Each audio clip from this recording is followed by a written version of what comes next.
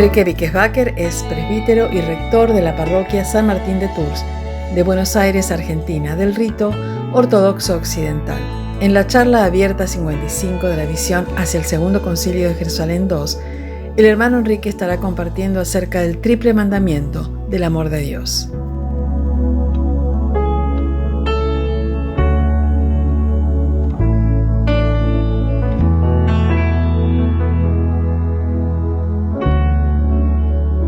Muy bienvenidos a otro encuentro iniciado por TJC2. TJC2 es la sigla en inglés de Toward Jerusalem Council II, hacia el Concilio de Jerusalén II. Y para entender esto tenemos que remontarnos al primer concilio.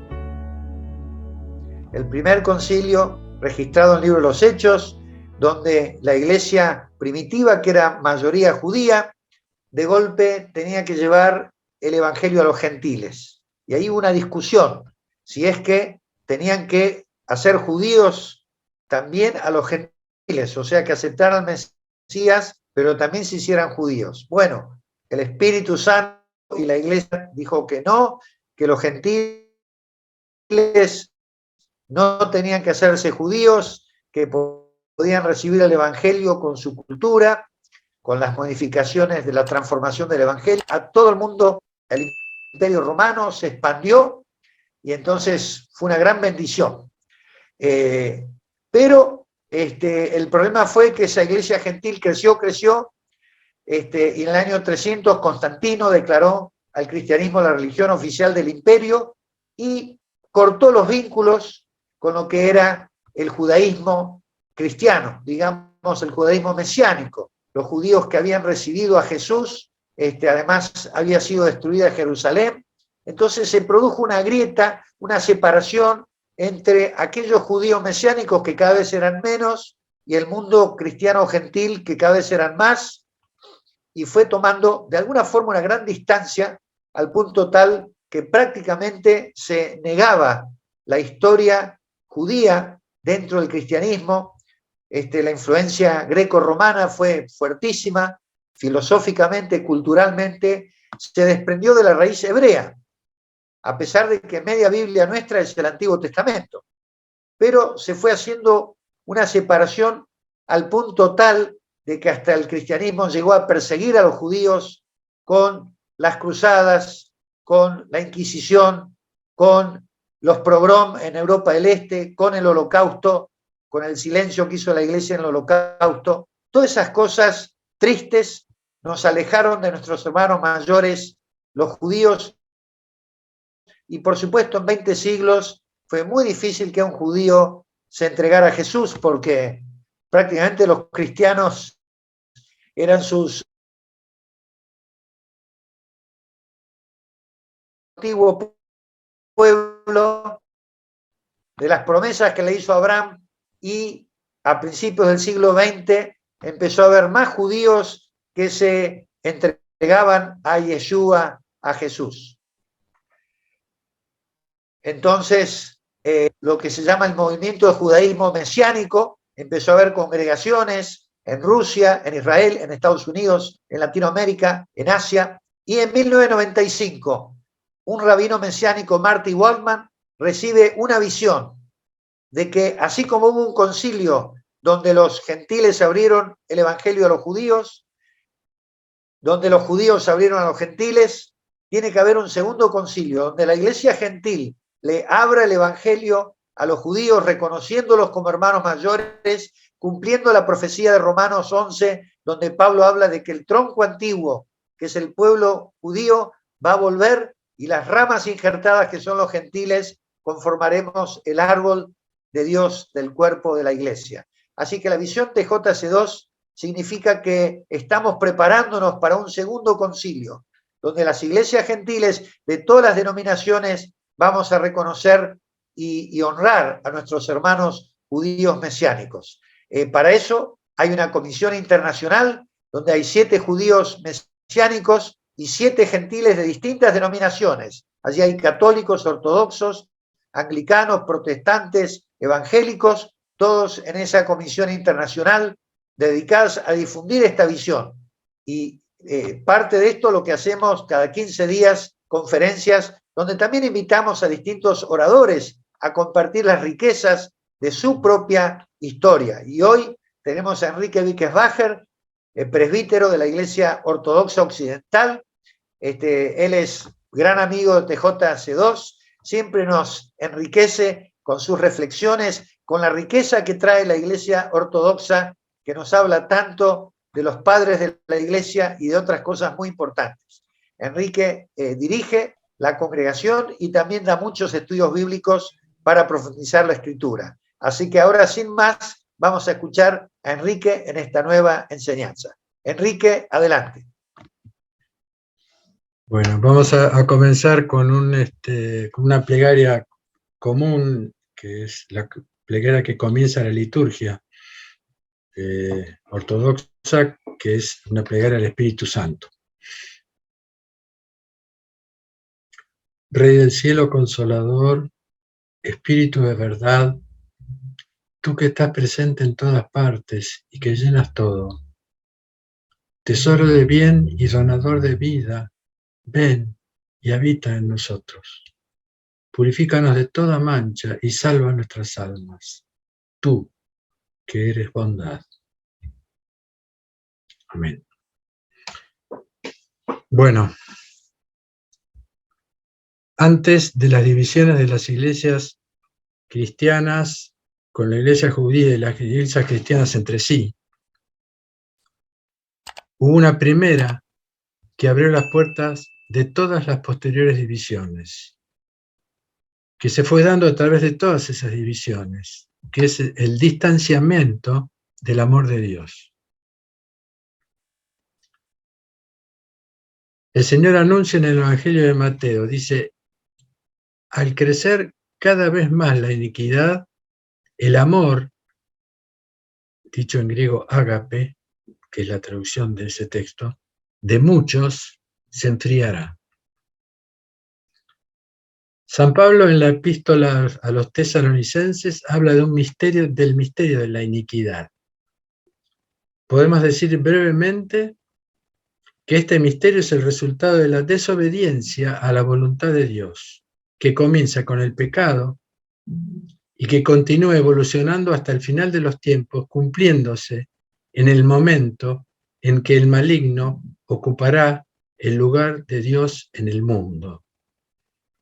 Segunda Tesalonicenses 2, 3, 8, que aparece también en el Apocalipsis, ¿cierto? La venida del anticristo.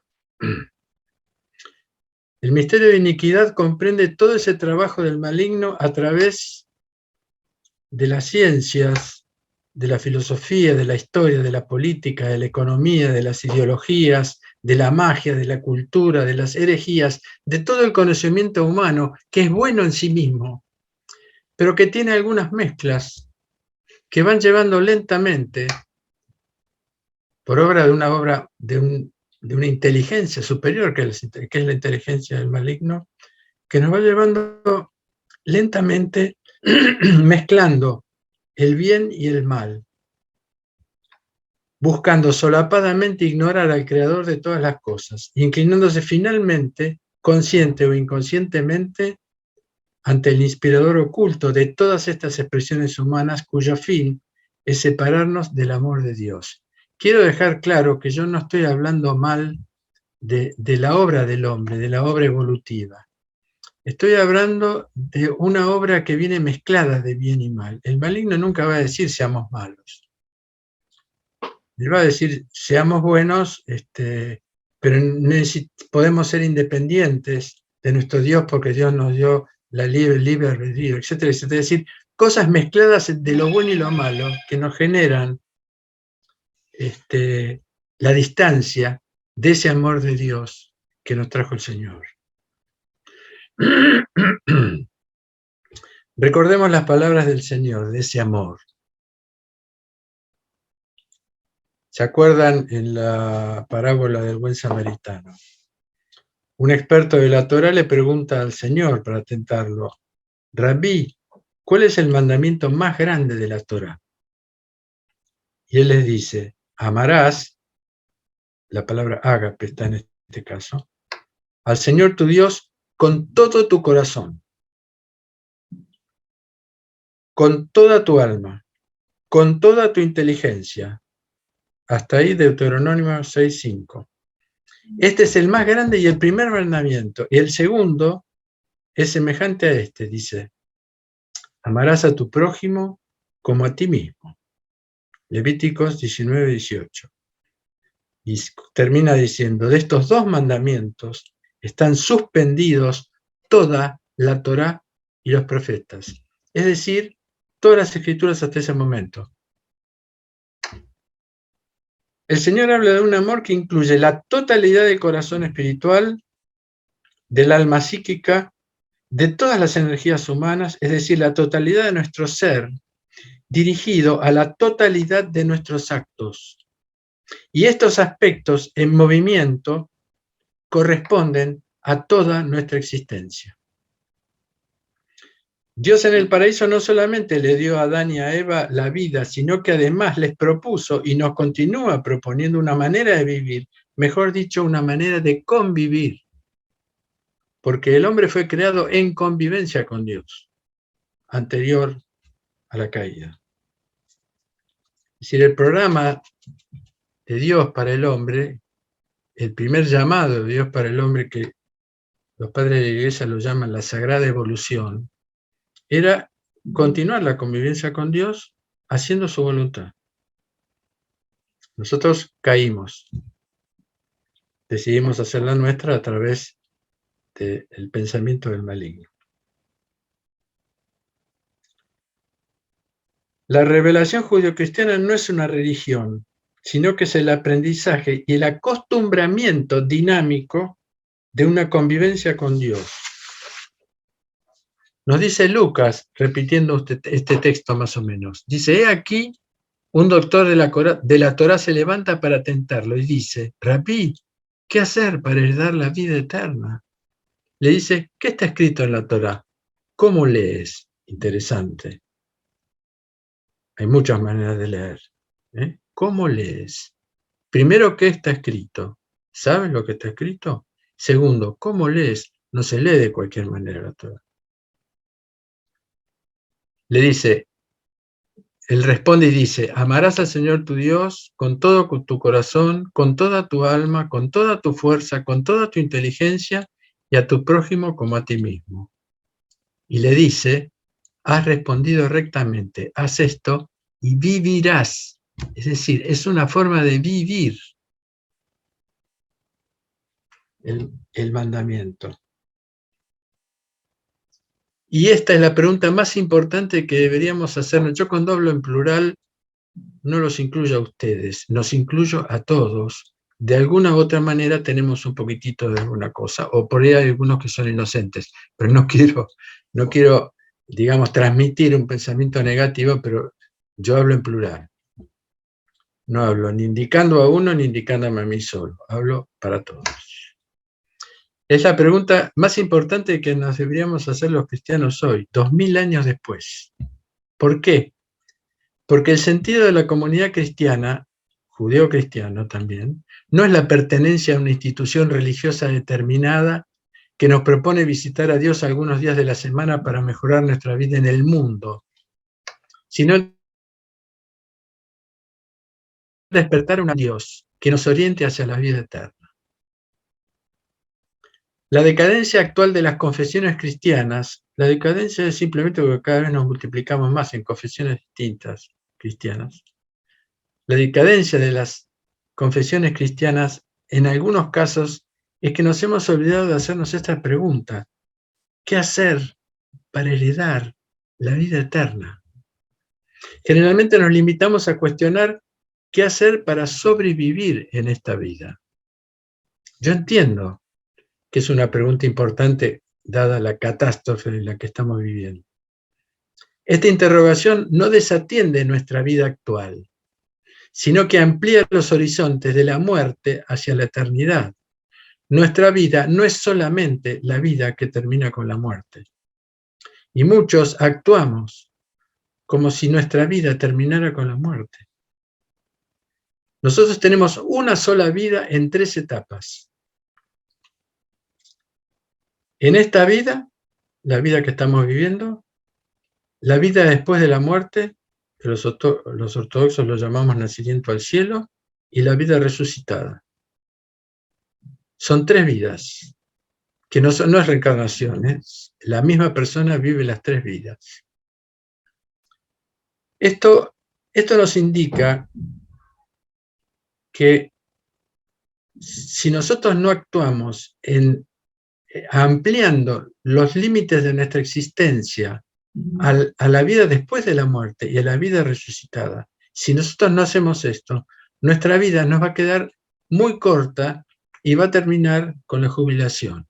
Nos vamos a jubilar como...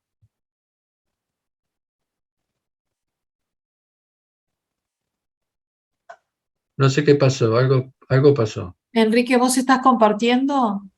No, yo no hice nada, no estaba tocando ni siquiera el... Ok, cuando vos quieras compartir me avisás y yo te habilito. Gracias. Bueno. Pero ahora como salgo de acá, estoy...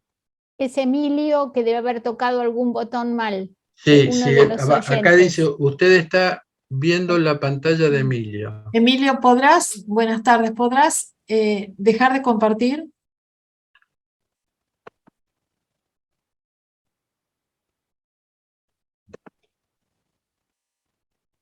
Emilio, por favor.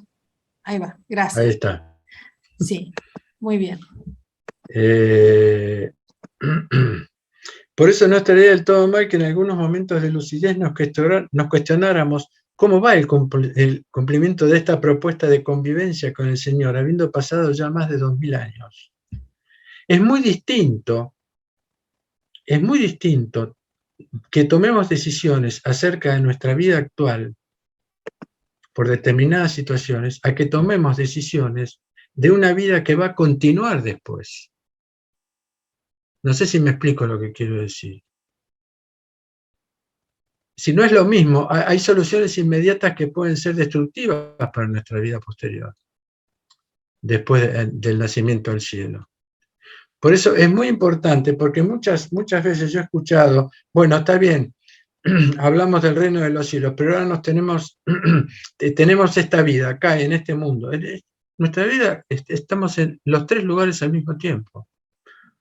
Una vida concreta y 2 posibilidades, de las que tenemos que trabajar sobre eso. Sin embargo, sería más interesante que hagamos algunas reflexiones, es decir, a partir de estos mandamientos, comenzando por salir de una mirada legalista de las Escrituras. El mandamiento no es una orden. Dios no nos impone que lo amemos. No nos castiga si no lo amamos. No se enoja si no cumplimos con sus mandamientos.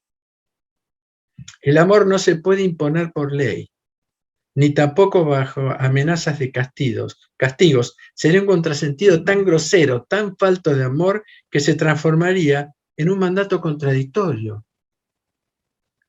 Es como si le ordenáramos a alguien que sea espontáneo. Es un mandato contradictorio. Te ordeno amarme. Es contradictorio. Isaac el Sirio, que es un monje del desierto del siglo VI, dice muy simplemente: no se puede amar a Dios mediante una regla o un mandamiento por el que se imponga el amor, pues las reglas proceden del temor y no del amor.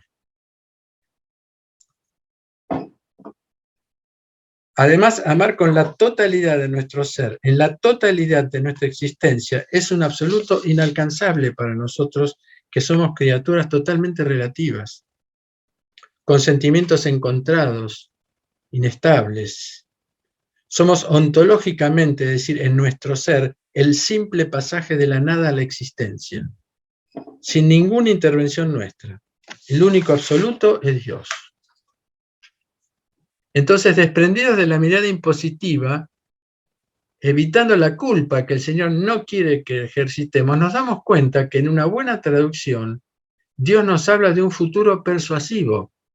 Nos dice amarás, no nos dice amar, nos dice amarás. Es como si nos dijera: no me amas todavía, pero más adelante, con mi ayuda, vas a poder amarme así. ¿Por qué? Porque yo voy a derramar sobre ti mi amor ágape absoluto. Es un acto de confianza de Dios. Ese amarás nos dice, vos podés, vas a poder amar con toda esa fuerza de la cual vos hoy te sentís impotente. Es un acto de amor y de fe de Dios hacia nosotros, una manifestación esperanzada de nuestro destino. Él nos está manifestando nuestro destino. Esto nos conduce a una primera certeza. Dios es la única fuente de amor. Nosotros no somos fuentes, somos copas posibles donde se puede derramar el amor de Dios. Somos receptores, no conquistadores. Dios es el sol, nosotros somos las estrellas. Podemos transmitir la luz que recibimos de Dios o quedárnosla, porque también podemos hacer eso. Los padres de la Iglesia han denominado a este amor como ágape, del verbo agapán griego, porque era la palabra menos utilizada por los filósofos para indicar el amor. Ellos, los filósofos anteriores, utilizaban la palabra filia o eros para hablar de amor. Por eso eligieron la palabra menos utilizada. En nuestras Biblias generalmente se la traduce como caridad, que a lo largo del tiempo fue tomando el sentido de ayuda a los más necesitados, disminuyendo el sentido profundo del ágape. La palabra exacta para denominar el sentido de la caridad es filantropía, que es amor al hombre. La primera manifestación de este amor de Dios es la creación. Dios creó al cosmos de la nada, libremente, sin ninguna necesidad, por ágape. La Santísima Trinidad vive en un amor absoluto entre las tres personas que no necesitan nada más. O sea que la creación es por ágape, por amor, desinteresado. No solo creó el cosmos, el mundo, sino que lo mantiene por sus energías. Todos dependemos de ese amor gratuito de Dios para nuestra existencia, tal como le indica el Salmo 104, 28-30. Tú les das a las criaturas, ¿no? Ellos recogen. Abres tu mano, se sacian de bien. Escondes tu rostro y se espantan. Les quitas su aliento, expiran y vuelven a su polvo. Envías tu espíritu y son creados, y renueva la faz de la tierra. El ágape de Dios es uno, y siendo la energía divina, es una energía divina el ágape de Dios. Siendo una energía divina, la energía divina más transformadora que existe en la creación, esta se va manifestando al hombre a través de tres aspectos que podemos discernir en la experiencia. Para nosotros la energía divina, las energías divinas son directamente energías que provienen de su naturaleza, que es inalcanzable para nosotros, pero que Dios nos dio la gracia del don de esas energías divinas que nos hacen mantener una relación directa con Él.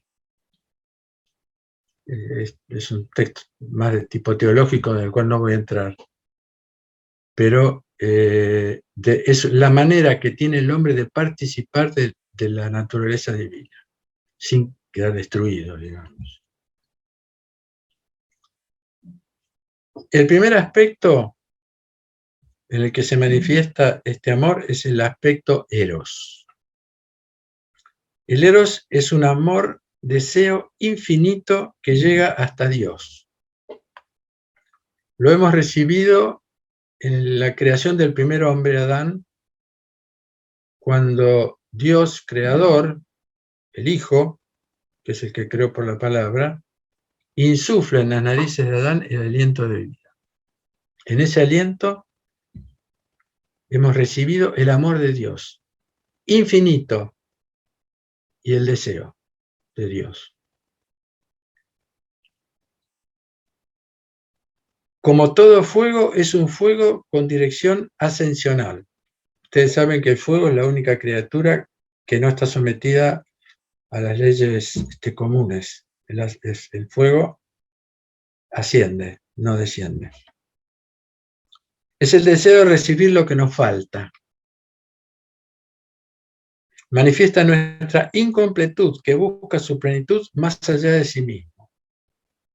Pero es un deseo centrado sobre sí mismo, porque busca para sí. Es autorreferido. Es una energía muy necesaria durante nuestra niñez y juventud para cumplir con el proceso de individuación para la construcción del yo. Es una energía sagrada si no se detiene y se instala en el mundo sensible, que es lo que ha ocurrido con la caída de Adán y Eva. Esto lo explica claramente Atanasio de Alejandría, siglo IV.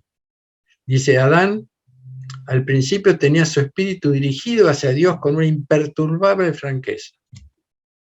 Así es como el Creador deseó que permaneciera el género humano, pero los hombres, despreciando las cosas mejores y dudando acerca de su percepción, prefirieron buscar lo más cercano a ellos, y lo más cercano a ellos era su cuerpo y sus sentidos. De aquí que apartaran su espíritu de las realidades inteligibles y comenzaran a contemplarse a sí mismo. Es tan poderosa la fuerza del Eros que las tradiciones religiosas temen que esa potencia distraiga el deseo infinito de Dios y por eso, en los casos donde se decide reunir todas las energías en dirección única de Dios, que es el caso del monacato, se recomendaba su abstención, simplemente por eso, no por una cuestión moral. Esto es así en todas las religiones, el budismo, el hinduismo, donde hay monacato. Los padres del desierto de los primeros siglos y sus sucesores denominan pasión a este eros cuando se detiene su camino ascensional hacia Dios. Entonces, sin perder su infinitud, se transforma en avidez y puede corromper la vida de los sentidos, expresándose de tres maneras, de acuerdo a nuestro centro. En la gula, la lujuria y la avaricia, a través de nuestros sentidos corporales, se puede parasitar en nuestra vida emocional desarrollando la tristeza, la cólera y la asedia, o puede parasitarse en nuestra vida espiritual cayendo en la vanidad y el orgullo. Son 8 pasiones o malos pensamientos que se denominan los logismoi, que son los malos pensamientos, enumerados por Evagrio Póntico, monje del siglo IV, que luego en Occidente se transformaron en los 7 pecados capitales, fijados por Gregorio Magno. Él cambió la vanagloria y la tristeza por la envidia, entonces quedaron 7 en vez de 8. Los padres denominan a este estado del hombre filiautía, con el nombre griego que es amor de sí, que es el fruto evolucionado de la siembra del maligno en el paraíso. Seréis como Dios. Ahí, en esa tentación, comienza a desarrollarse en la vida humana el amor de sí mismo. La psicología lo ha estudiado como una enfermedad psicológica y la denomina narcisismo. Si nos instalamos en esta etapa, esta autoafirmación nos transforma en depredadores de los demás para satisfacer únicamente nuestros deseos, limitando las relaciones, tanto personales como sociales, en términos de provecho, de goce y de poder, que son las 3 tentaciones iniciales que recibió Eva. Cuando dijo que el árbol era bueno a la vista, deseoso para tener acierto, y bueno, no me acuerdo exactamente el texto. Son las 3 tentaciones base sobre las que se montan el resto de las tentaciones. Buscamos imponer en todos los ámbitos nuestra forma de pensar y de actuar, y así es como surgen las banderías, los enfrentamientos, tanto en las familias, en las comunidades y en los países. Algo que estamos viviendo que tiene una actualidad absoluta. Todas las relaciones humanas del hombre con todo lo creado en este momento están en crisis. está anunciado por Jesús en el capítulo 24 de Mateo, en los tres que se llaman discursos escatológicos, que están en los tres evangelios sinópticos, el cuarto está directamente en el Apocalipsis, está anunciado por Jesús, y los tres tienen un capítulo entero, donde Jesús relata, y relata las mismas cosas, se levantará nación contra nación, pueblo contra pueblo, es decir, todas las relaciones están en crisis en este momento, porque nos hemos alejado tanto del amor de Dios y donde permanece el amor a sí mismo. Podemos decir, esto es un título que yo le pongo, que seguramente no es mío, pero prefiero llamarlo así, que este amor exacerbado y depredador es un amor crucificante, porque crucifica a los demás. El segundo aspecto es el amor filia. El yo se descentra un poco de sí mismo y busca una relación en la que no solamente recibe, sino que también ofrece. Ya eso es un avance en la evolución del hombre. Y aquí nos encontramos con el segundo mandamiento: amarás al prójimo como a ti mismo. Es el amor recíproco, que comienza por la familia a edad más temprana, continúa en etapas posteriores en el amor de amistad, el amor conyugal, el amor grupal, que son relaciones que contienen un mayor grado de libertad, porque son elegidas libremente. Son las relaciones que el Señor más valora, llama a su pueblo la esposa y al final exalta el amor de amistad y dice, yo no soy solamente mi siervo, sino que sois mis amigos. Pues son elecciones libres. A nuestros padres, a nuestra familia, no le hemos elegido. El amor filia construye relaciones más simétricas, donde la reciprocidad, las afinidades, los ideales son compartidos. En el amar y ser amado, el amor se multiplica y los sentimientos egoístas van convirtiéndose en una mayor tolerancia, una amplitud enriquecedora, un cierto renunciamiento, una mayor aceptación del otro y una mayor aceptación de las diferencias. Pero ese renunciamiento está condicionado por la reciprocidad. Es una entrega condicionada por la entrega del otro. Y ese amor recíproco tiene que afrontar muchos momentos de conflicto donde ambas partes sufren arrebatos de posesión y de depredación hacia el otro. Momentos en que muchas veces conducen, si no a las agresiones, a la ruptura, ya sea en la amistad, en el amor de pareja o en las comunidades. Estos conflictos siempre confirman una regresión de uno hacia el amor a sí mismo, alejándose de la fuente del ágape de Dios. Recordemos que el Señor dijo, o sea que el amor recíproco tiene la condición de recibir algo, de dar y de recibir. Y hasta acá llegamos al Primer Testamento. El Señor dijo, amarás a tu prójimo como a ti mismo. De estos dos mandamientos están suspendidos toda la Torá y los profetas. Amar al prójimo como a sí mismo no se debe entender como una cantidad, que es decir, tanto como a ti mismo, sino como una equidad, de la misma manera. Es decir, amarás al prójimo de la misma manera que te amas a ti mismo. Es decir, que ese amor recíproco está sometido a la capacidad que yo tenga de amarme a mí en amar al otro. ¿Me explico? Es muy interesante eso. Esta reciprocidad contiene varios fundamentos, pero uno fundamental, que debe haber una comunión recíproca que limite la expansión individualista y que también limite el empobrecimiento del yo. Es un permanente equilibrio, no sé si me explico lo que quiero decir, supongo que se entiende. Nosotros nos podemos expandir sobre el amor del otro y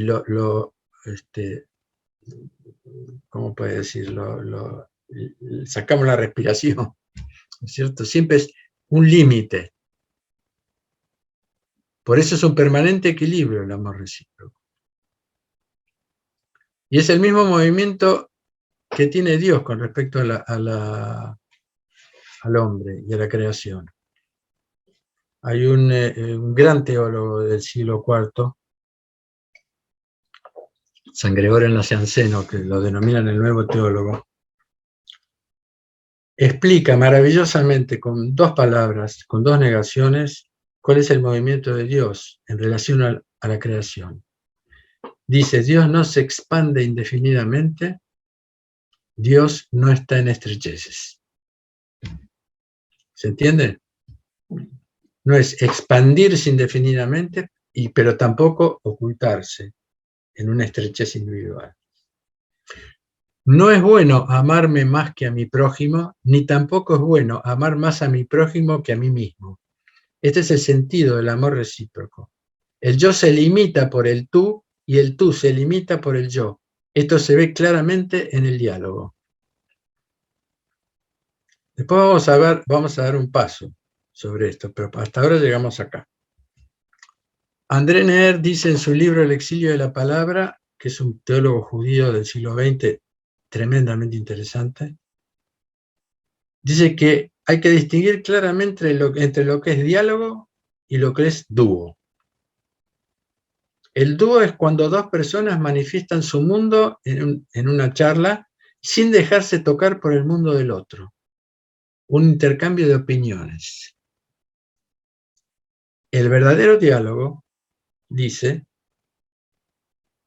es que cuando uno habla y escucha alternadamente, el que habla sacrifica su propio universo ofreciéndolo al otro como un don. Yo estoy sacrificando mi mundo en este momento para entregárselos a ustedes. Mientras que el que oye sacrifica su propio universo, habiendo abandonado el suyo propio, corriendo el riesgo de que esta nueva concepción de la realidad lo modifique. Lo que estamos haciendo nosotros ahora es ese diálogo. El diálogo donde yo les entrego mi mundo libremente, sin temor. Y ustedes reniegan de su propio mundo y se abren para recibir mi mundo. Y eso tiene la posibilidad de crear un mundo nuevo entre todos. Un tercer mundo que sea la comunión de ambos mundos, que es un enriquecimiento mutuo.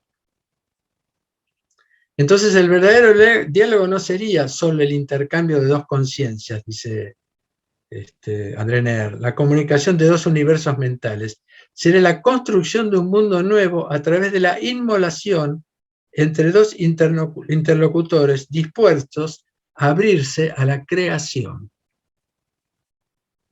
¿Está claro? Así que démonos cuenta de lo lejos que estamos de las comunicaciones, hoy que es la multiplicación de las opiniones, ¿no? Hasta ahora podemos deducir que el verdadero amor proviene más del límite que de la expansión.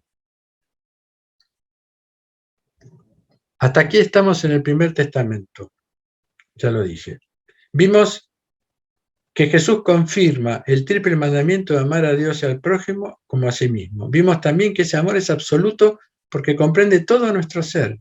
Pero ¿cuál es la fuente de ese amor? La fuente no es el amor hacia Dios, no es el amor recíproco de los hombres, es el amor ágape de Dios. Y esto nos fue transmitido por nuestro Señor Jesucristo. La completud de ese ágape. El Señor descendió, se hizo hombre, para manifestarnos que el fundamento del amor ágape es el don de Dios. Lo confirma San Juan, el discípulo bien amado.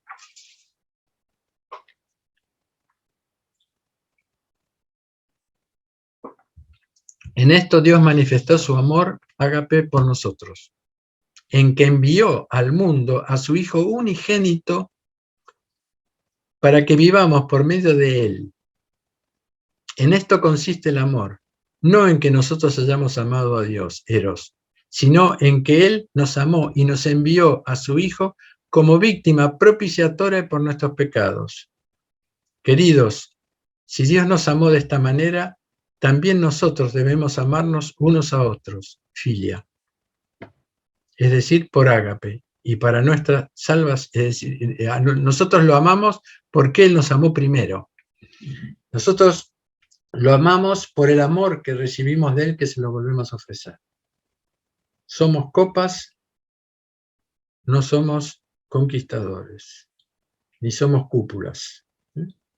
Copa recibe, la cúpula queda seguro, pero encerrado.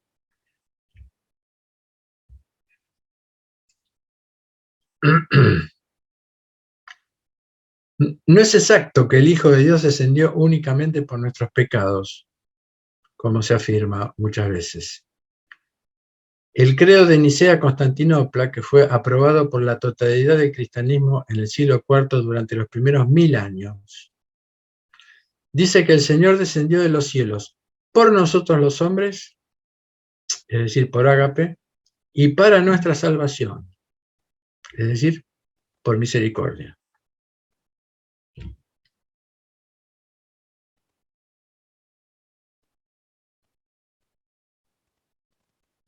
Perdón. Perdóneme, pero se me seca la garganta y la boca. Y fue escrito así para discernir que el Cristo iba a descender aún si no hubiésemos pecado. ¿Por qué? Porque si su descenso hubiera sido solamente por nuestros pecados, este sería un acto de sometimiento de Jesús al maligno, que fue el que originó nuestra caída. Es decir, que por provocar la caída del hombre, el Señor hubiese estado obligado a descender para salvarnos. Y Él lo hizo por un amor libre. Por eso el credo dice, por nosotros y para nuestra salvación. Por eso San Juan dice, si Dios amó tanto al mundo que dio a su Hijo, el unigénito, para que todo el que tenga fe en Él no perezca, sino que tenga la vida eterna, es decir, por amor a los hombres, no, Dios no envió a su Hijo al mundo para juzgar al mundo, sino para que el mundo se salve por Él, es decir, para nuestra salvación. El ágape del amor de Dios es don absoluto, desinteresado, incondicional, definitivo y libre. San Juan lo anuncia antes de su pasión.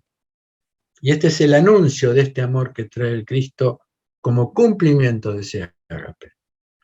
Antes de la fiesta de Pascua, sabiendo Jesús que su hora había llegado, la de pasar de este mundo hacia el Padre, habiendo amado a los suyos en este mundo, los amó hasta el fin.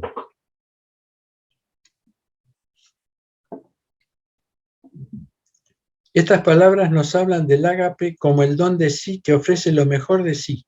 Es la ofrenda absoluta de todo lo que se tiene y de todo lo que se es. Esto en griego se denomina kenosis, que significa despojamiento. El ágape es el amor en que convive la Santísima Trinidad. Y podemos ver en las Escrituras que ese amor se despliega en una hospitalidad amorosa en donde cada persona da lugar y exalta a la otra. El Padre dice, ese es mi Hijo, escúchenlo a Él escúchenlo. Pareciera como que nos dijera, no se trata de mí, sino de Él. Yo no soy más que el Padre, la fuente, pero Él es en quien he puesto, otro texto de Él, toda mi predilección. Yo me limito a textos que dijo Jesús, no con alguna interpretación. El Hijo dice, no se trata de mí, sino de mi Padre, que es Dios. Yo hago su voluntad. Yo no hago nada por mí mismo. Yo no hago más de lo que Él me ha mostrado, y es Él quien me ha enviado.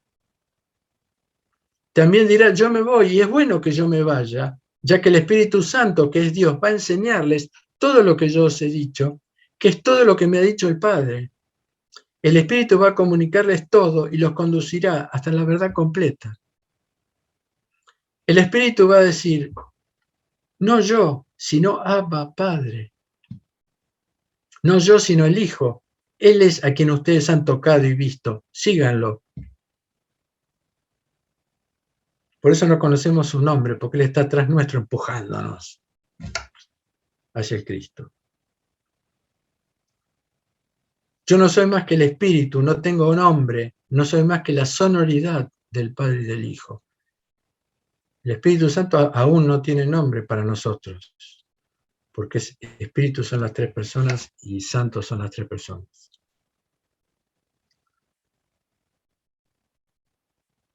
Esta visión conduce a la iglesia orante a exclamar sin comentarios, en el silencio de la contemplación sumergida en el asombro, las palabras del apóstol San Pablo a los Romanos 11:33. Oh abismo de la riqueza, de la sabiduría y de la ciencia de Dios. Cuán insondables sus juicios, impenetrables sus caminos. Y este ágape, que se desborda hacia nosotros a través de sus energías como un don gratuito, generoso y desinteresado, viene del Padre, que es la fuente, porque Pablo termina este texto que acabo de decir diciendo, todo es de Él, viene del Padre, que es la fuente, por Él, por el Cristo, que es el camino, y en el Espíritu Santo, que nos es transmitido, dice, en Él, que es en el Espíritu Santo. Todo es de Él, el Padre, por Él, el Hijo, en Él, el Espíritu Santo. Para nosotros es más fácil comprender intelectualmente el amor de Dios a través de la misericordia. ¿Por qué? Porque la misericordia de Dios hacia nosotros contiene una asimetría razonable. Dios se compadece de nuestras miserias y se inclina sobre nosotros. Esa asimetría la podemos entender. Pero ¿podemos aceptar que el ágape de Dios es también una relación asimétrica pero invertida? Es decir, que Dios se pone por debajo nuestro, a nuestro servicio. ¿Podemos aceptar que Dios se prosterna ante nosotros? Con esto yo no quiero relativizar la misericordia, sino constatar que el ágape es la fuente de donde se derrama la misericordia y toda la inmensa cantidad de gracias divinas. Todo viene del ágape. Y el amor es la potencia más fuerte de cambio. El amor es lo que realmente nos cambia. Por eso es el primer y único mandamiento. Nuestro cambio no es un voluntarismo. Es una aceptación de la voluntad del Padre, con una entrega. No es con voluntarismo que nos duran 1 mes, 2 meses, 3 años. Es recibir el amor del Padre para poder ofrecer. Con el Padre se limita, el Hijo se limita, el Espíritu Santo se limita. Los tres se limitan en relación a la creación. Por eso no lo vemos a Dios. Es lo que mi padre Jacques decía, es la timidez metafísica de Dios. Mientras que simultáneamente ellos que se limitan en relación a nosotros ilimitan al hombre en relación con Dios. Lo hacen entrar en las entrañas divinas y ese es el misterio de la deificación. Dios se da al hombre por el Verbo y en el Espíritu Santo y al mismo tiempo ellos se limitan para que el hombre sea deificado. Dios, que en la inmensidad de su ser ocupa todos los espacios, en el acto de la creación se retrae a sí mismo, se limita, da lugar para que algo que no sea Él surja a la vida. Nosotros tenemos una prueba de esto, que es, yo siempre veo este ejemplo, que es en el momento en el que Salomón le reza a Dios para que entre en el templo. Le reza desde afuera para que Dios entre en el templo. Y Dios entra en el templo. Y ellos no podían entrar. Porque Dios ocupaba todo el lugar. Lo mismo ocurre en la creación. Después Dios se contrajo, entonces pudieron entrar. Es muy simple. El cosmos es un templo, fue creado como un templo también. Lo mismo sucede con nuestra redención. El Verbo se hace hombre, oculta, limita su divinidad, desciende al mundo para un nuevo acto de creación que se abre en dos ofrendas. Nos dona la plenitud de la humanidad que habíamos perdido con su encarnación y posteriormente nos ofrece retomar el camino de la divinidad a través de la cruz. Nadie mejor que San Pablo nos describe este acto de kenosis del Cristo para nuestra redención. Tened entre vosotros los mismos sentimientos que Cristo, que siendo de condición divina no retuvo con avidez el ser igual a Dios, sino que se despojó de sí mismo, tomando la condición de esclavo, haciéndose semejante a los hombres y apareciendo en la condición de hombre, y se humilló a sí mismo, haciéndose obediente hasta la muerte en cruz. Por eso Dios lo exaltó y le otorgó el nombre que está sobre todo nombre, para que al nombre de Jesús toda rodilla se doble en los cielos, en la tierra y en los infiernos, y toda lengua confiese que el Cristo Jesús es Señor para la gloria de Dios Padre. Pero si oímos detenidamente el texto de Pablo, notamos que este acto supremo de humillación del Señor se transforma en una exaltación hacia Él, donde toda rodilla se dobla, en los cielos, en la tierra y en los infiernos. ¿Por qué? Porque como nos recuerda María en su Exultet, la Madre de Dios, dice: Dios derriba del trono a los poderosos y exalta a los humildes. Entonces podemos decir que la kenosis es un descenso que eleva, y la autoexaltación es un ascenso que desciende. Eso lo decía San Juan de San Denis, nuestro fundador de la Iglesia Ortodoxa Occidental. Jesús dice: el que me ama guardará mi palabra, y mi Padre lo amará, y vendremos a él y moraremos en él. El que no me ama no guarda mis palabras. Ahí tenemos el principio del camino, la parte nuestra para recibir ese amor. El acto de guardar su palabra es una ofrenda de amor de parte nuestra que se realiza con nuestro despojamiento de los espacios interiores, que están muchas veces repletos de palabras, de ideas, de opiniones, de ilusiones, de fantasías, de pensamientos, de gustos, de deseos, de costumbres, es decir, de nuestra mentalidad.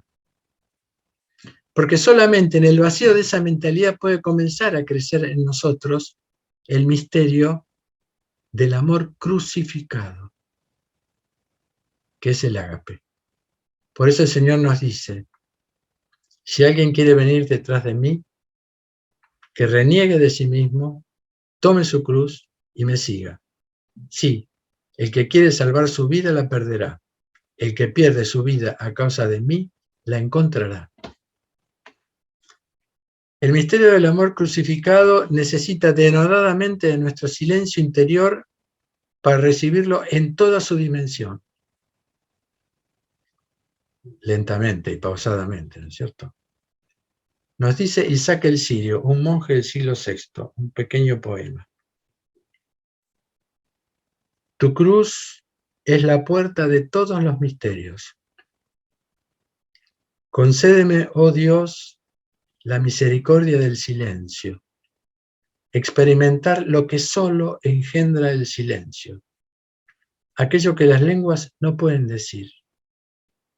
Quiero amar el silencio que me une a ti y regar con él las raíces de mi alma. La oración contigo es puerto, fuente, arca, ancla, luz, bastón, refugio, medicina, escudo. Dame las palabras de la experiencia que los mercadores de palabras no pueden vender, aquellas que en tiempo de tinieblas recuerde para no caer. ¿Por qué el silencio?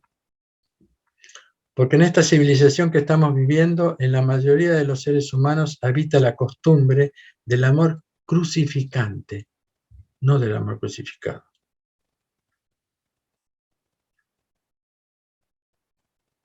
Por eso nuestra mentalidad humana hoy no puede concebir, como nos dice Jesús en el Sermón de la Montaña, que paguen justos por pecadores, que perdonemos la injusticia, que amemos al enemigo, que la verdad esté por encima de nuestro agrado, que muchas veces el dolor, el sufrimiento, la prueba, el vacío, necesitan ser bienvenidos en nuestra vida para crucificar nuestra costumbre de multiplicar la cruz sobre los otros. Por eso Satanás intenta denodadamente impedir la cruz en nosotros, facilitando nuestra existencia liberada de dolor, de esfuerzo, de lucha, colmándonos de comodidades, de confort, de diversiones, de ocupaciones inútiles, de tecnología, concediéndonos, si es posible, aparte de mí esta copa que pidió Jesús en el huerto de los olivos y que el Padre respondió con el silencio.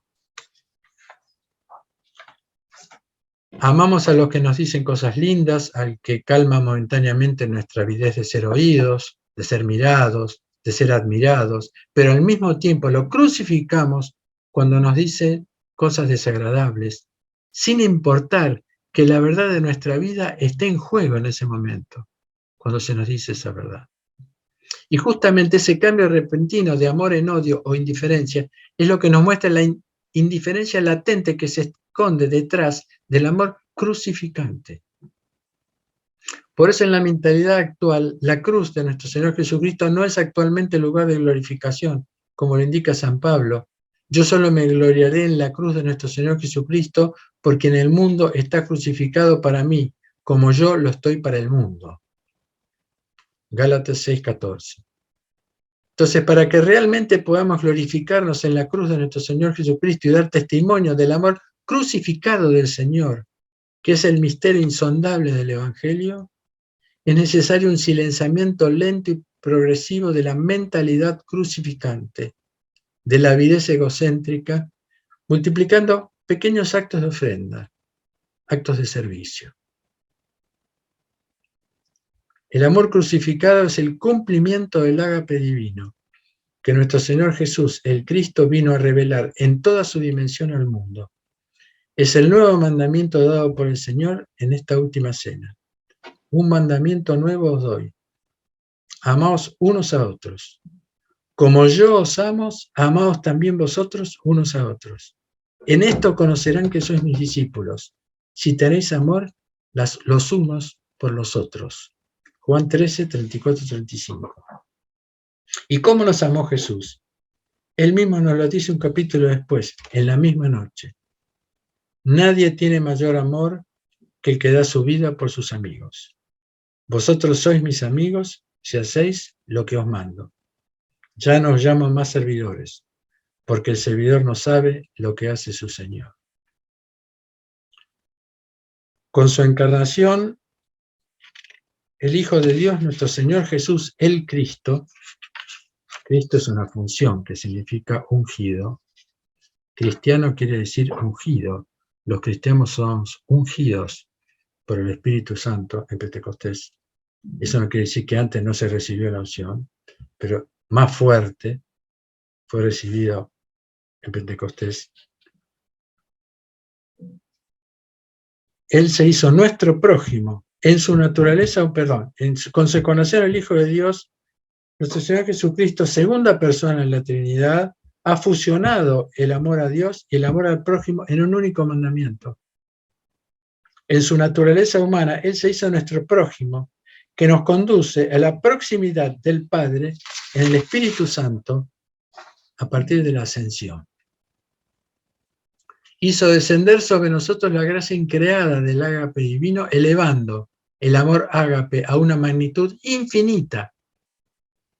Amar a Dios y a los otros más que a nosotros mismos. Y la tragedia humana es que si este amor no es correspondido en la misma medida, se transforma en una tragedia, como fue la tragedia de la crucifixión. el gozo del amor indecible de este nuevo amor correspondido es si es correspondido. Si no, es una tragedia. Pero de todas maneras, el que ama más al otro que a sí mismo va a recibir un prójimo, aunque sea, que va a ser Jesús mismo, que va a compartir esa amistad con él. Así que no es tan trágica la cosa. La tragedia humana, sin embargo, como decía un gran teólogo judío del siglo XX, Martin Buber, hablando de la cruz, él no hablaba de la crucifixión, pero yo utilizo sus palabras. Él dice que los acontecimientos bíblicos se realizan más en la profundidad del fracaso que en la superficialidad del éxito. O sea que la crucifixión es una tragedia, pero también nada nos quedó más en la memoria que esa crucifixión. Permanece, nadie se acuerda de los que lo crucificaron, nadie se acuerda de los nombres, ni saben de los soldados, pero se acuerdan de esa crucifixión, que aparentemente fue una derrota, pero que no es así. Si cambiamos la culpabilidad por la responsabilidad, si somos capaces, como Jesús lo cree, de contemplar sin sentimientos superficiales y emotivos la dimensión sagrada de la cruz del Señor, veremos que en ese lugar permanecen los dos destinos posibles del hombre. Son dos destinos absolutos ante la cruz, sin ninguna tibieza posible. El destino trágico de matar a Dios o el destino sagrado de corresponder a su amor oyendo sus últimas palabras dirigidas a nosotros en la cruz. Perdona a los padres porque no saben lo que hacen. Y en este silenciamiento, en este vacío existencial que se sale de sí mismo y no busca ser colmado, va a ir ocupando en nuestro corazón el misterio de la cruz, que es el misterio del amor crucificado. Entonces, según nuestro vaciamiento, seremos partícipes de la gloria de Dios, de su amor hasta el fin, de su perdón infinito, que va a manifestar a los otros sin palabras, en la misericordia del silencio, el reino de los cielos. Yo creo que hasta aquí es suficiente. No sé, yo traje un texto. Sí, compartí lo que está bueno. Que es un texto de Sergei Bulgakov, que fue el maestro de nuestro fundador de la ortodoxia occidental en Francia, San Juan de Saint-Denis, Monseñor San Juan de Saint-Denis, que nos habla, hablando del Espíritu Santo, nos habla de ese ágape, porque ese ágape es transmitido por el Espíritu Santo. Pero tenemos que oírlo con mucho detenimiento, porque no es sencillo.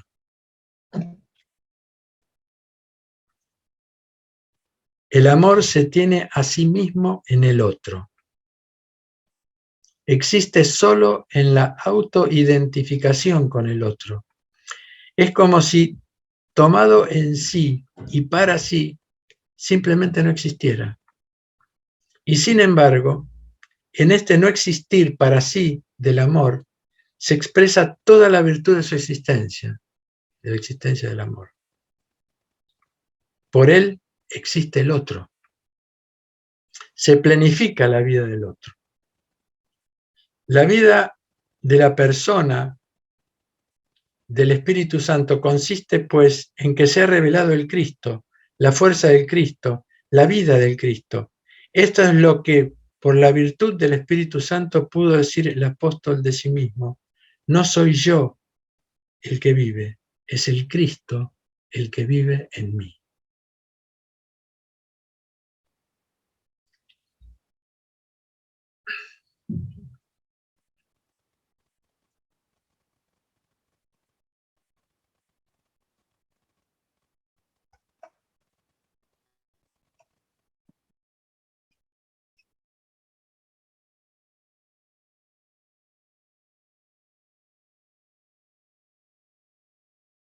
Hasta aquí tu presentación, Enrique.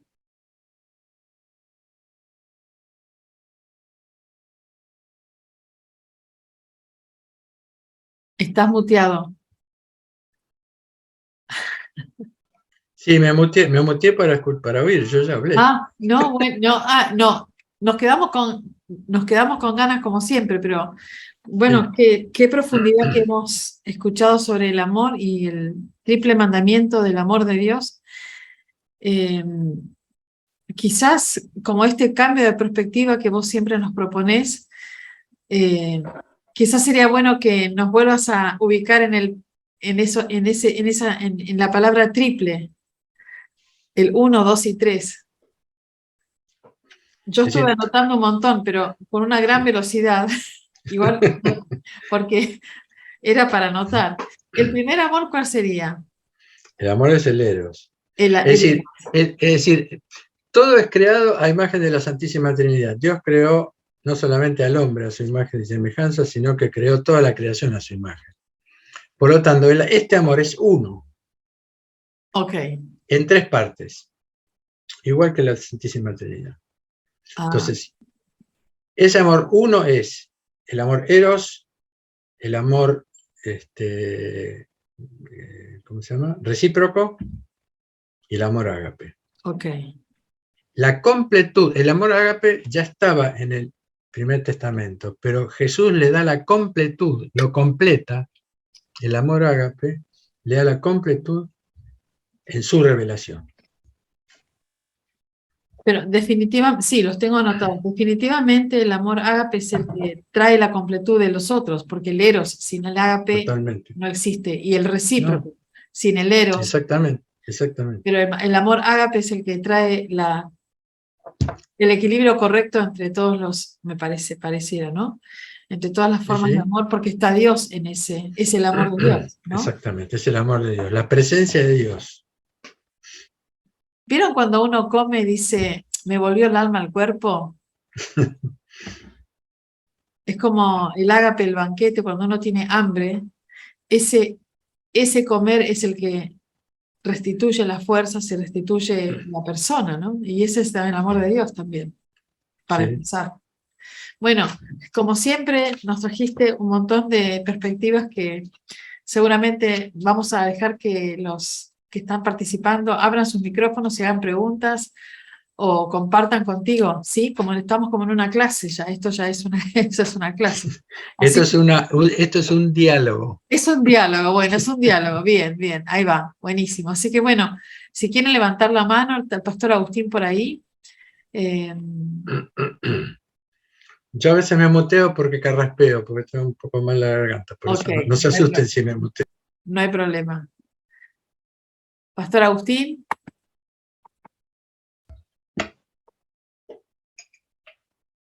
Sí, yo le quería preguntar a Enrique, ¿el amor eros no es el amor vinculado a lo erótico en el hombre, o sea, la parte sensual? Cuando se detiene en lo sensible. Ajá. Es decir, el amor eros es un amor que va hasta Dios. Es el deseo de Dios, del hombre, que es transmitido con ese soplo en sus narinas, dice el acto de la creación, insufla en sus narices el aliento de vida. En ese aliento está el deseo y el amor de Dios. Y ese deseo es un deseo infinito. Por eso, cuando se detiene en una parte sensible, puede ser en el cuerpo, puede ser en el alma, puede ser en el espíritu, cuando se detiene es algo infinito, pero que multiplica un acto que no llega, que no es Dios. Es otra cosa, absolutiza, deifica el amor sexual deificado, es lo que ahora es actualmente lo que sería la pornografía, por ejemplo.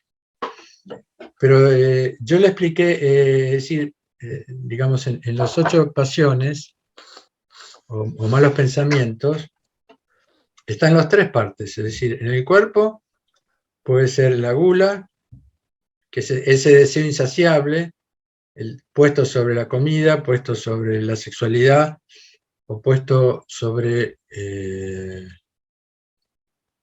no me acuerdo ahora porque estoy un poco movilizado. La avaricia. la avaricia sobre las cosas. Y la avaricia es la peor, dicen los padres, porque la avaricia no tiene límites. Nosotros podemos comer un poco, 10 milanesas, 15 milanesas, pero en un momento no podemos comer más. Nosotros no podemos tener 25 relaciones sexuales en un día, no podemos hacer eso. Pero la avaricia se puede multiplicar hasta el infinito, que es el gran pecado de esta época, que es la acumulación. Por eso nosotros no podemos entender cómo los que son ricos cada vez quieren más, quieren más, quieren más. Por eso dicen que la avaricia es la peor de las pasiones, porque no tiene ningún límite. Después está la pasión sobre el alma, que es la tristeza.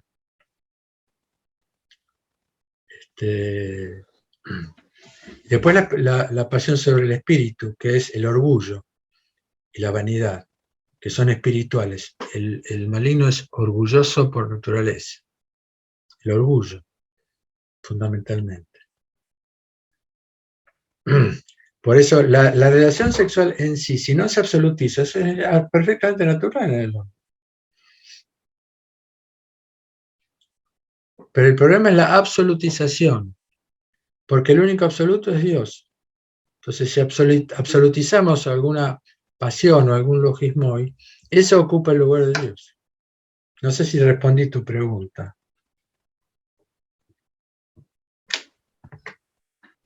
Sí. Más o menos. Digamos, evidentemente había en los monjes hombres que no canalizaban su sexualidad hacia Dios, o sea, negaban la sexualidad humana, ¿no? Sí. En todo. Es decir, las pasiones están en todos, menos en Dios están en todos. Latentes, se concretan, exacto, son pensamientos. Hay toda una enseñanza de los padres del desierto que tratan de evitar, que nos ayudan a evitar las pasiones, porque las pasiones entran por los pensamientos. Cada pasión tiene 5 pasos, no vamos a hablar hoy de eso. Pero los padres del desierto establecieron una psicología espiritual, psicológica y espiritual extraordinaria desde el siglo IV, que en Occidente casi no se conoce muy poco. En lo que nos ayuda en el combate, ¿no es cierto? Porque todo empieza por el pensamiento.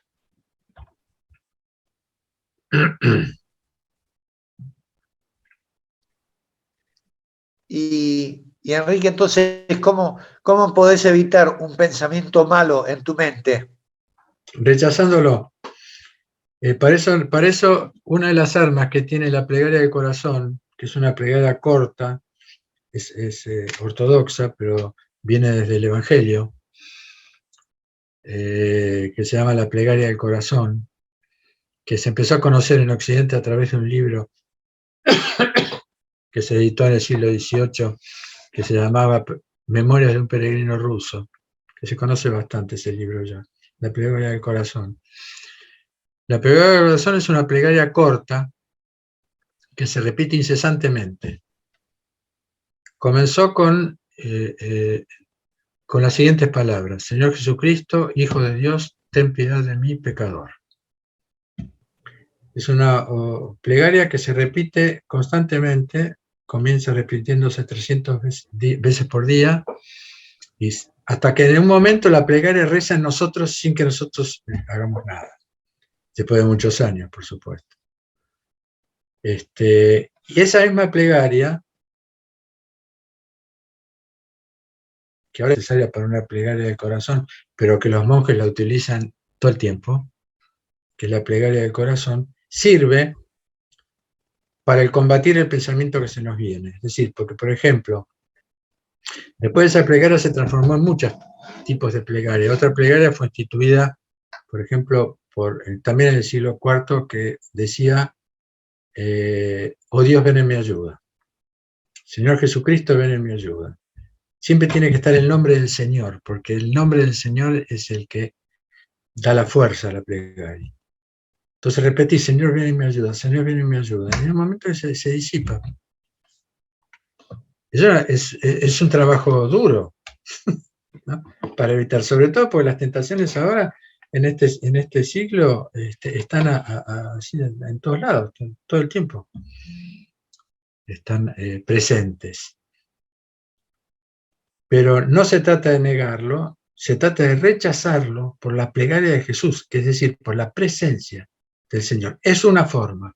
Hay otras formas, otras técnicas, que es salir del estado en el que estamos. Pero bueno, esas son cosas que cada presbítero, digamos, tiene sus propias recetas, digamos, frente al tipo de pasión que se puede presentar. Pero ante todo hay que rechazarlo inmediatamente el pensamiento. Porque si no se rechaza el pensamiento y el pensamiento entra, que lo primero fue lo que le pasó a Eva. Entramos en el diálogo con el maligno, que es a donde cayó Eva. Eva no debe haberle contestado. Pero ella entró en el diálogo, y en un diálogo mentiroso. No sé si se acuerdan del Génesis, que el diablo le dice, así que el Señor prohibió todo, que no coman de todos los árboles del jardín. Es mentira eso. El Señor dijo, de todos los árboles del jardín comerán, menos del árbol del conocimiento de lo bueno y lo malo. Y si ya Él está transmitiendo lo que después a lo largo de los siglos va a ser la manifestación de un Dios que prohíbe todo. Y ese es el comienzo. Por ejemplo, ¿no? Bueno, no vamos a hablar de Génesis, pero el combate tiene que ver con rechazarlo de cualquier manera, hacer otra cosa, caminar, no sé, hay muchas formas. Y depende también de en qué centro somos atacados. Somos atacados en el centro sensible, corporal, en el centro emocional, con la tristeza, con la emoción, con el odio, con la bronca, todo eso que nos surge. Hay distintas formas, hay que salir de ese estado. Por ejemplo, si uno tiene, voy a dar un ejemplo cualquiera, si uno tiene una tentación de odio, por ejemplo, por alguien que le hizo algo, lo que más le conviene es ponerse a escuchar música religiosa, música clásica. Eso lo saca del estado, de ese estado. Por ejemplo, esas son técnicas que a través del estudio de la psicología, yo soy psicólogo social, fui aprendiendo a lo largo del tiempo, ¿no es cierto? Salir del estado en el que estoy para rechazar eso. Porque si no, ese pensamiento que hemos recibido se transforma de un pensamiento a un deseo. A ese deseo después le vamos a ir agregando actos. Esos actos, la memoria de esos actos nos van a recordar sensaciones físicas. Y eso se transforma en una pasión que después es muy difícil, porque en la pasión está todo incluido. Viene la sensación física, la fantasía, la visión, la acción, etc. Perdóname si me extendí un poco, pero para que más o menos se pueda entender.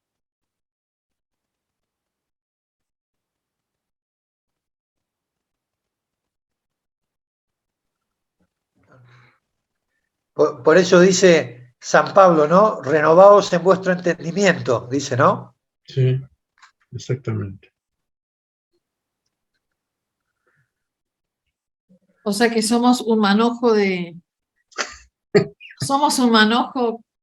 realmente muy permeable a todo lo que viene, a todo estímulo de todas las áreas de nuestra persona. Exactamente. Somos así de débiles y de vulnerables. Claro, porque ahí es donde entra el misterio de iniquidad, del que hablé al principio. Es decir, a lo largo de los siglos, los pensamientos filosóficos que fueron creciendo, que son todos buenos en sí mismos, las técnicas, a lo largo de los siglos, la idea de libertad que aparece a través del pensamiento filosófico, la idea de que somos dueños de nuestra propia vida, es decir, todos esos pensamientos que fueron entrando en la cultura digamos, no fue, ¿y qué es el trabajo más importante, interesante que hizo el maligno, que demuestra su tremenda inteligencia? ¿Qué es lo que fue haciendo a lo largo de los siglos el maligno? Fue hacernos creer que él no existe. ¿Quién cree ahora que el maligno existe? Nadie cree. Por eso nosotros creemos que nuestros pensamientos son nuestros. Y lo dejamos entrar porque son nuestros pensamientos. La psicología aumentó lo que se llama la fantasía, el tema de la fantasía como interpretación psicológica de los acontecimientos que nos pasan, la interpretación de la fantasía, etcétera, etcétera. No digo que eso sea malo, no digo que, pero la ciencia no es la absolutización del conocimiento humano. Son, al mismo tiempo, las ciencias han ocupado el lugar que fue perdiendo la revelación. ¿Sí? Los psicólogos de alguna manera son los consejeros, de alguna manera, de un aspecto por lo menos, o de varios aspectos, porque la psicología ha llegado a lo que es ahora la psicología transpersonal. Pero son los consejeros de la falta de padres espirituales que ha habido, y así sucesivamente, ¿no es cierto? Como los medicamentos son los... Pero eso no cura la enfermedad. Es decir, por eso se multiplican las pestes y vienen pestes nuevas. Y nosotros todas esas cosas no los vivimos como actos divinos que nos están indicando signos que están sucediendo y nos están indicando lo que va a suceder. Me viene este pensamiento de Proverbios 1:7, dice: el principio de toda sabiduría es el temor, la reverencia a Dios. Exacto. Y creo que también quizás esto de que nosotros no podemos ligar lo que nos pasa con el designio divino es porque hemos quebrado la fuente de nuestra fe, que es la raíz hebrea. Sí, señora. Sí. No solamente, porque hemos quebrado también la fuente del cristianismo.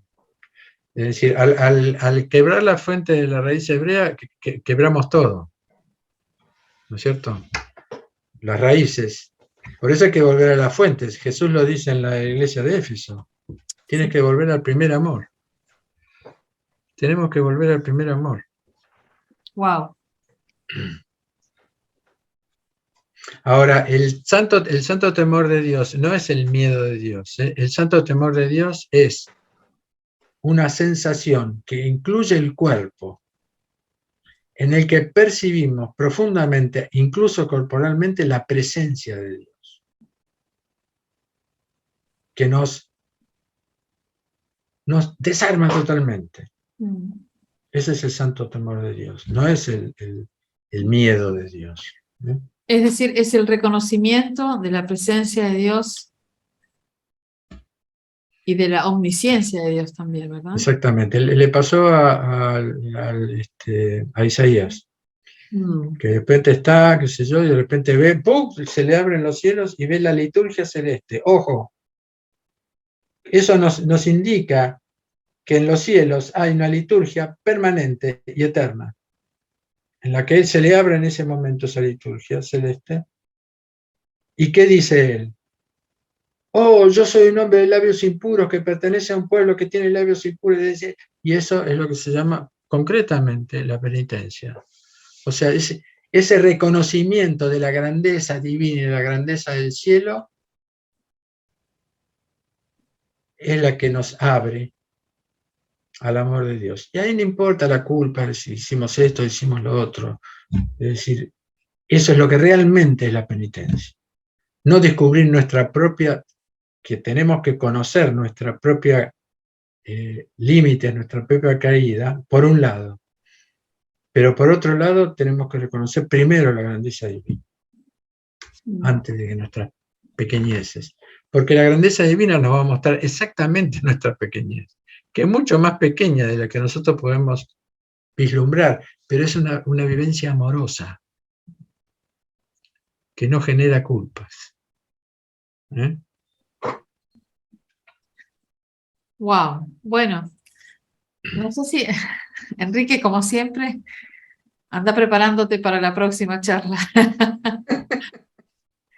Eh, Yo me quisiéramos preparo para el próximo diálogo. para el próximo diálogo, muy bien, en diálogo, para el próximo diálogo. Bueno, la verdad que es tan enriquecedor todo lo que fluye que querríamos que también los hermanos puedan abrir y dar su participación, enriquecer este diálogo.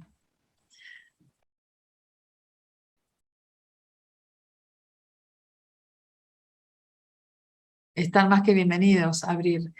María Verónica, No, mientras tanto se va animando a alguien.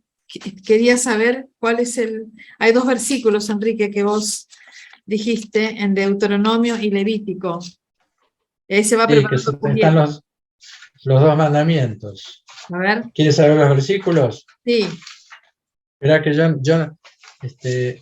no sé de memoria, como los evangélicos, que se conocen de memoria los versículos y los capítulos.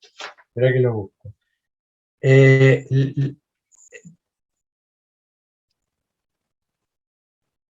Levítico 19:18 es el amor al prójimo y Deuteronomio 6:5 es el amor de Dios.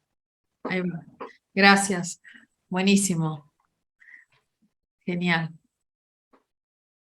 Quiero aclarar una cosa. El silencio también es un diálogo, ¿eh? Es decir, si ustedes responden con el silencio es una respuesta, y para mí es maravillosa la respuesta del silencio, porque quiere decir que he logrado, que el Señor me ayudó a que yo pueda llegar, porque a veces uno necesita silencio el silencio nos permite asimilar lo que nos dieron de comer. Por eso no hay obligación, pero también alguno puede, si quiere hablar. Si quieren levantar la mano y se van desmuteando. Creo que Julieta Sí. quería decir algo. Y yo lo que quería decir es que me impactó mucho el tema que cuando hablaste del amor al prójimo como un equilibrio, porque en este mundo tan encerrador de las relaciones, yo pongo el tema por ahí de la comunidad, de la familia, ¿no? Ese equilibrio nos despierta todas esas otras cosas feas que vos hablaste, ¿no? En el corazón, ¿no? Porque decimos, no, vamos como midiendo. Y entonces, Sí. qué bueno es tener esta posibilidad de decir que, de pensar, no es cantidad, sino que es ese equilibrio en el que yo me hago amor para el otro. Exacto. ¿No? Y me parece fantástico tenerlo en mente ahora, ¿no? Como una cosa que por ahí en el mundo de hoy no lo vemos, ¿no? Entonces, gracias por ese permanente equilibrio que tenemos como cristianos que buscar en todas las cosas, porque a lo mejor los otros no tienen ningún pensamiento cristiano, pero nosotros lo tenemos que tener en cuenta. Sí.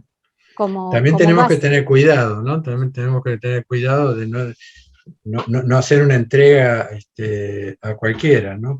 Porque en ese cuidado está el amor a sí mismo. Claro. ¿No es cierto? Claro que sí. Pedro Bien. creo que quería... Adelante. Gracias por todo. Pedro, vos sos sacerdote, ¿no? Pedro. ¿Cómo? ¿Sos sacerdote vos? No. Perdón. Soy un simple hermano que presido una comunidad judía mesiánica acá en Chile. Pero no rabino, no pastor, no. Tengo un respeto muy grande por los pastores, por los rabinos, ¿no? Soy un hombre sencillo. Sí. Sí, lo que sí, gracias por esta oportunidad que me regalan, me hizo reflexionar tu enseñanza, Enrique, y me llevó a algo que en el judaísmo antiguo era fuerte y muy terrible. Quizás mis palabras ahora van a sonar un poco fuerte, pero no es mi ánimo. Existía antiguamente una ley que está registrada en el libro, el número 5:11, que es la ley del celo. cuando el varón era provocado o tenía o sentía celo, iba donde el sacerdote y le contaba, llevaba la trumá, la ofrenda y le decía lo que le pasaba. Y el sacerdote llamaba en este caso a la mujer con la cual este hombre tenía celo y le preguntaba, mujer, ¿has pecado? Era normal que la mujer callara. Entonces había toda una regla ahí tan fuerte y dura, porque el sacerdote sabía la pena que le caía a esta mujer si realmente pecaba. Porque si pecaba, realmente el hombre tenía razón, esa mujer irremediablemente moría. Ahora, si solamente con el pensamiento codició a un varón, dice la Torá que se le caía el músculo. Bueno, lo que pasaba era que se le desprendía la matriz y esa mujer quedaba estéril. Ah, pero si la mujer era inocente, ¿qué pasaba? Bueno, el sacerdote preparaba un brebaje, inclusive tomaba polvo del piso de la ceniza de la vaca alazana y la echaba, lo preparaba y le daba de beber a la mujer.